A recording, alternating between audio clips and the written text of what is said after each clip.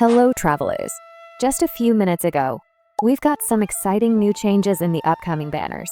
Today, we will discuss all the new characters you can expect in the next versions, as well as the updated banner roadmap from version 6.1 to 6.7, from Columbina and Durin releasing in the next couple of updates, to Sandrone's potential kit and playstyle. This video has all the juicy details you've been looking for about the future patches of Nod Krai. Now, without wasting any more time, let's dive right into the video. Starting off with version 6.1. I'm pretty sure most of you already know about the characters we are getting, but just to give you a final overview of the update.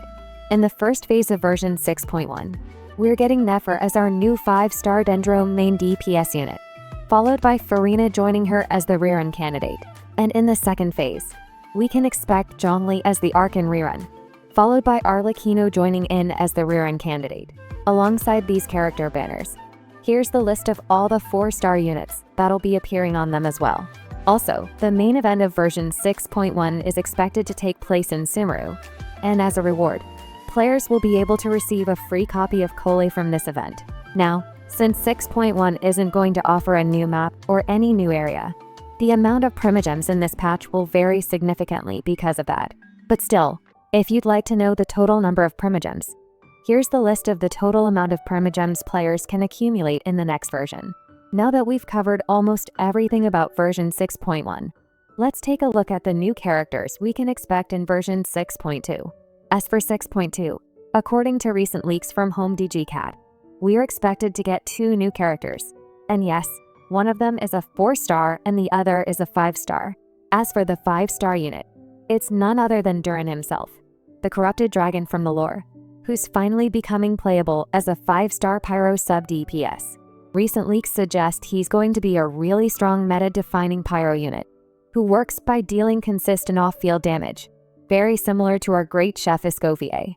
As of now, data miners are pointing out that he's shaping up to be a versatile sub DPS who can fit into many teams, though his strongest comps will likely include Furina, Escoffier, and another unit in the team who can provide solid crowd control, which means Anemo units like Vendi, Mizuki, or even Sucrose are going to have better synergy in teams that include Durin. Moving on, the other new character we're getting alongside Durin is none other than Jahoda, a 4-star Anemo bow user who works as a support and scales with HP percentage. As of now, her kit is still a bit sketchy, so it's best to take it with a grain of salt. As from what we know so far from recent leaks, her prosthetic arm can shoot Anemo attacks that react with different elements. The best synergy she seems to have is with Hydro and Cryo, which hints that Jahoda might be viable in freeze teams or even standard swirl comps. As for the RERUN units, in the first phase, we can expect Durin as the new 5-star pyro sub DPS character, followed by Vendi coming back as the Arcan RERUN. And in the second phase, we're likely to see Escoffier returning, followed by either Kinnage or Chlorinde as the RERUN candidate. Moving on to version 6.3, we're expected to get 2 new characters, and luckily both of them are going to be 5-stars. The first one is none other than Columbina herself, who's been long awaited by the community since 2022. Finally becoming playable in this patch. As for her kit and playstyle, she's expected to be a really strong Hydro support unit, who's supposed to be almost on the same level as Furina, both in terms of power and versatility. Right now, data miners are saying that Columbina might allow other characters to trigger all the Luna reactions on their own, which is honestly a really big deal on its own, because it means she can not only work perfectly in Nod Krai teams, but also help other characters trigger lunar reactions in teams that normally can't. So yeah, if these leaks are true, she could easily become one of the best supports in the game. Alongside her, we are also expected to be getting another new 5-star character named Lana, who is rumored to be an Adeptus from Liyue. And yes, while she might not be available yet, you'll actually learn more about her in the next Arcan quest, which I obviously won't spoil here, so hold your horses until she officially appears. As for the reruns, according to recent leaks, we can expect Columbina in the first phase alongside Xilanen as a RERUN candidate. Then, in the second phase, we are likely to see Lana, the new Adeptus, followed by Skirk as the RERUN unit. Now let's take a look at the new characters we can expect in version 6.4. I'm pretty sure many of you have already heard the news circulating in the community about Varka becoming a standard character. And yes, This news does come from reputable sources, which makes it very likely that Varka will indeed join the standard banner list. As for his kit, not many leakers have shared details yet, but some sources suggest that he's going to be an Anemo Claymore user who works as a support unit. Anyway, as for reruns, since 6.4 will take place around the same time as Lantern Rite, we can also expect another new character from Liyue, most likely a 4-star unit. The first phase is expected to feature Varka and Malvika, followed by Nuvolet and Shanyan in the second phase.